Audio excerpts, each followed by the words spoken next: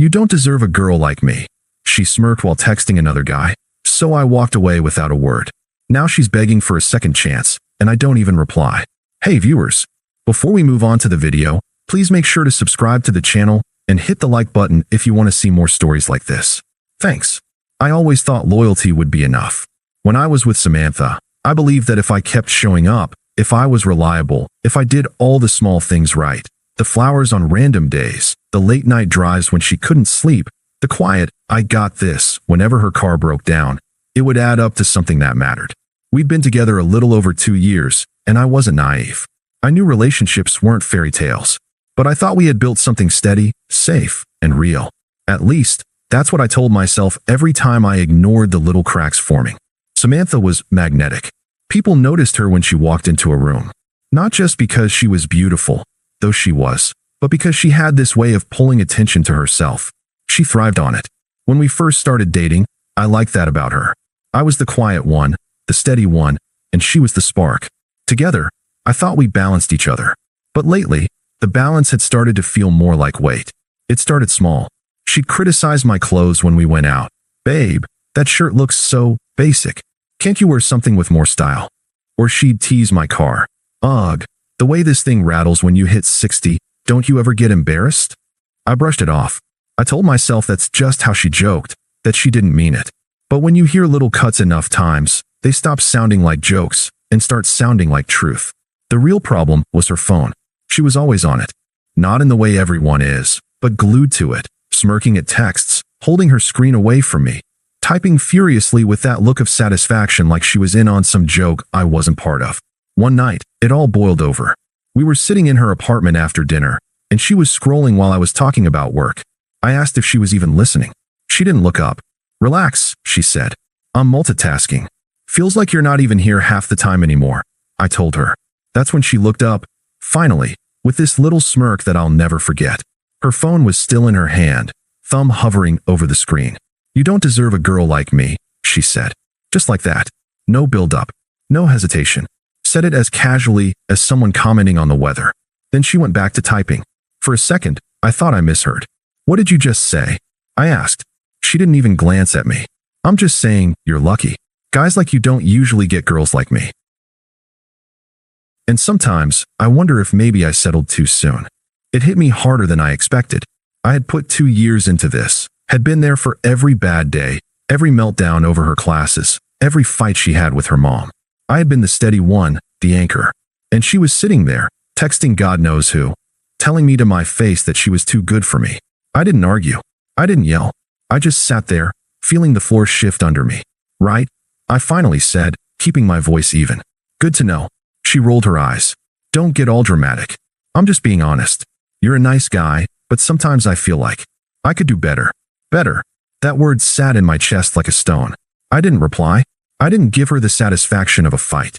Instead, I excused myself, grabbed my jacket, and left her apartment. Walking to my car that night, I remember the cold hitting my face harder than usual. I remember gripping the steering wheel and staring at the dashboard, realizing for the first time that the person I had been pouring myself into, supporting, sacrificing for, saw me as nothing more than average. Disposable. And the worst part? She said it with a smirk, like she thought I'd never have the guts to walk away. That was the first real crack. And once you see a crack, you can't unsee it. The weeks after that night were different. Something in me shifted. I stopped trying so hard. Stopped chasing her attention. I think she noticed, but instead of asking what was wrong, she seemed almost relieved. She went out more. Girls' nights that didn't make sense, late replies to texts, inside jokes I wasn't in on. I wasn't stupid. I knew there was someone else. I just didn't have proof. That proof came one Saturday night. We were at a mutual friend's birthday party. Samantha had been glued to her phone all night, laughing at messages that clearly weren't from me. She barely touched her drink, which was unusual. She was waiting for something. Or someone. Halfway through the night, it happened. Derek, the guy I'd always noticed hanging around her Instagram comments, walked in. He didn't bother being discreet. Went straight up to her, kissed her cheek like they'd been together for years, and put his arm around her waist. And she let him, right in front of me, like I didn't exist. The music was loud, people were laughing and dancing, but in that moment it all faded into static. I felt eyes on me, people noticing, waiting for me to react. I didn't. I walked over, calm, steady, like I wasn't watching my relationship implode in front of an audience. Can we talk outside? I asked her. She smirked, that same smirk from before, and said, fine. We stepped out into the cool night air, away from the noise. She crossed her arms, already defensive. So, she said, like I was the one with explaining to do. You want to tell me what that was? I asked. She rolled her eyes. Don't make this a big deal, okay? Derek and we've been talking. For a while. Honestly, I was going to tell you, but I didn't know how. I stared at her. You're seeing him? While you're with me. Her voice sharpened. We were basically over anyway. You've been so distant, so boring. I need someone who actually excites me. Excites you? I repeated, my voice flat. She nodded, like it was the most reasonable thing in the world. Yeah. Look, you're a nice guy, but nice doesn't cut it forever. Derek gets me. He challenges me. You just play it safe. And I can't live like that. There it was. The translation of every little jab, every joke at my expense. Every night, she'd rather text than talk. I wasn't enough for her. Not flashy enough. Not unpredictable enough. Not better enough. I could have yelled. I could have demanded answers, made a scene, begged her to reconsider. Instead, I just breathed. Okay, I said. Her eyes narrowed. Okay. Yeah, I said. If that's how you feel, then go. Be with Derek. She blinked, like she expected a meltdown. That's it. You're not even going to fight for me. I shook my head. If I have to fight to keep you, you were already gone. For the first time all night, her smirk slipped. You'll regret this, she said sharply. Guys like you don't just find girls like me. You don't deserve someone on my level. I looked her in the eye and replied, calm as ever. Maybe not. But I also don't deserve someone who treats me like this. And with that, I turned and walked back inside. I didn't check if she followed. I didn't glance back at Derek, who looked smug as hell with his arms still around her. I just grabbed my jacket from the couch, nodded goodbye to a couple of stunned friends, and left. I went home to a quiet apartment, sat on the edge of my bed, and realized something that hit harder than the betrayal itself. She wasn't even sad to lose me. She thought she'd traded up. That night, I made a decision.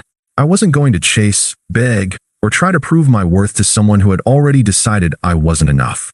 If she wanted Derek, she could have Derek. I was done. The days after the party felt strange. Not explosive, not chaotic, just empty. I had half expected her to at least send a message, maybe some cruel follow-up to rub it in. But Samantha didn't text me. She didn't call. She didn't check if I was okay. It was like 2 years together had vanished in a puff of smoke, and she was already living her better life. I thought that would hurt more than it did. Instead, it clarified things. On Sunday, I went to her place. Not to beg, not to argue, just to grab the last of my things. She wasn't there. Derek's car was out front, parked in the space I used to back into every weekend. That sight should have gutted me. Instead, I felt oddly calm, like I was looking at the end credits of a movie I'd already seen. Inside her apartment, most of my stuff was untouched, my hoodie still folded on the couch, a couple books on her shelf, a toothbrush in the bathroom. I packed them into a duffel bag, left her spare key on the counter, and walked out. No note, no message, nothing, just silence. And honestly, the silence was louder than any fight we could have had. The first week was rough, though. I'd come home from work and reach for my phone out of habit. Then I'd remember there was no one to text, no one waiting to hear about my day. My apartment felt colder, my bed too big. I'd catch myself scrolling through old photos. The trip we took to the coast, her laughing at something stupid I said, the way she used to curl up against me like I was her safe place. But then the memories would shift. Like the time she cried because her car broke down after class. I left work early, drove across town, and spent 3 hours in the freezing rain getting it started again. She didn't even say thank you, just complained about missing dinner with her friends. Or the time she failed her chemistry midterm and called me in tears. I stayed up all night helping her study for the retake, even though I had a big meeting at work the next morning. She passed. I nearly bombed the meeting. Or the weekend I skipped a fishing trip with my buddies, something I'd been looking forward to for months, because she said she just didn't feel like being alone. She spent most of that weekend scrolling on her phone while I sat there, pretending not to notice. I had given so much of myself. Time, energy, patience. And in return, I got what? A smirk and the words, "You don't deserve a girl like me." The more I thought about it, the less the silence felt like punishment. It started to feel like peace. So I leaned into it. I deleted her number, blocked her on Instagram, Snapchat, everything. Not out of anger, but because I didn't want to give myself the option to check up on her. I knew if I saw her posts, the happy pictures with Derek, the captions about living her best life, it would dig under my skin. Instead, I filled the space she left. I went to the gym. At first it was just something to do with the hours I used to spend waiting on her. But it became routine, then progress, then actual change. I started saying yes to friends again. Weekends away, late-night beers, spontaneous road trips. I had missed those things more than I realized.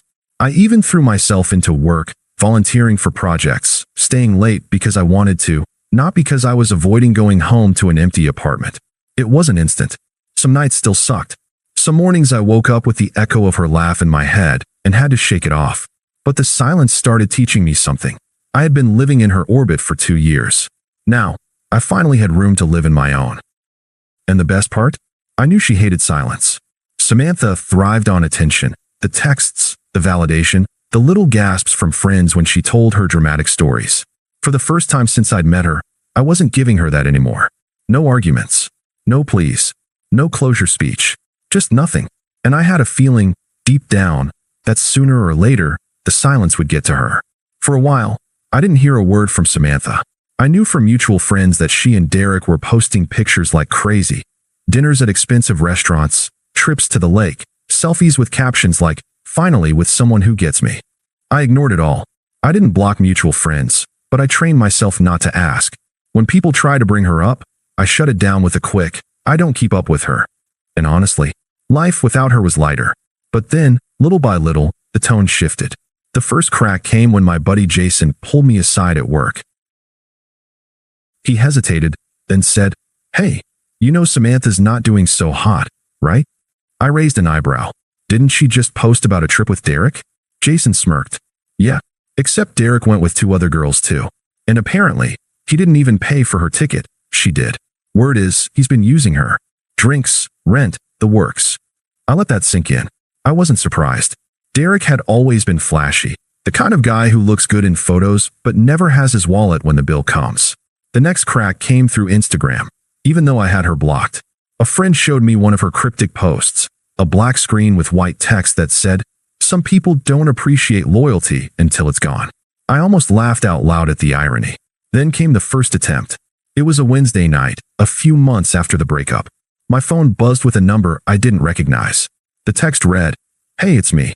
Been thinking about you. How are you?" I stared at it for a moment. The old me would have replied instantly. Would have been relieved she finally remembered I existed. But that guy was gone. I deleted the message. A week later, another text came. Longer this time. I know I messed up. I was confused. Derek isn't who I thought he was. But you were always good to me. I miss that. I miss us. I didn't reply. The third attempt was a call. I saw her name pop up because she'd clearly borrowed someone else's phone to get around the block. I let it ring. She left a voicemail. Her voice was shaky, almost rehearsed. "Look, I know I hurt you. I know I said things I didn't mean. But can't we just talk? Just once. You don't have to decide anything. I just need to see you." I saved the voicemail. Not because I cared, but because it reminded me how far the tables had turned. The fourth attempt was different. Angry. It was a Friday night, and I had just gotten back from the gym when my phone buzzed again. Another unknown number. The text was venomous. "Wow. So this is who you are? After everything I gave you, you can't even give me the decency of a reply? You think you're too good for me now? You'll regret this." I remember sitting there in my kitchen, reading it while eating leftover chicken and rice. I actually smiled. Because that was the Samantha I remembered. The one who couldn't stand not having control, not being the center of someone's world. But her anger didn't move me. It only confirmed what I already knew. She hadn't changed. She didn't miss me. She missed having someone to drain. And for the first time since the night she smirked at me across her apartment, I felt completely free. The real ending came a couple months later. A mutual friend, Emily, invited me to her birthday party. I almost didn't go, knowing Samantha might show up. But by then, I wasn't scared of that. I was curious, in a detached way, to see how she'd spin her story. When I walked in, I didn't even notice her at first. I was too busy catching up with old friends, people I hadn't hung out with much during my Samantha years. But eventually, I felt a tap on my shoulder. I turned. There she was. Samantha didn't look like the glowing Instagram version of herself. She looked tired, pale, a little worn down. Her smile didn't reach her eyes. "Hey," she said softly. Hey, I replied, neutral. She shifted awkwardly. You look good. Thanks. I didn't return the compliment. There was a pause. Then she launched into it, the speech I knew she'd been rehearsing. I know I don't deserve another chance after the way I treated you. But I've been doing a lot of thinking. Derek, he wasn't what I thought. He used me, lied to me, and it made me realize what I lost. You were the only one who really cared, who really loved me, and I was too blind to see it. I let her talk. I didn't interrupt. I just watched her squirm. Finally, she whispered, "Can we start over?" There it was.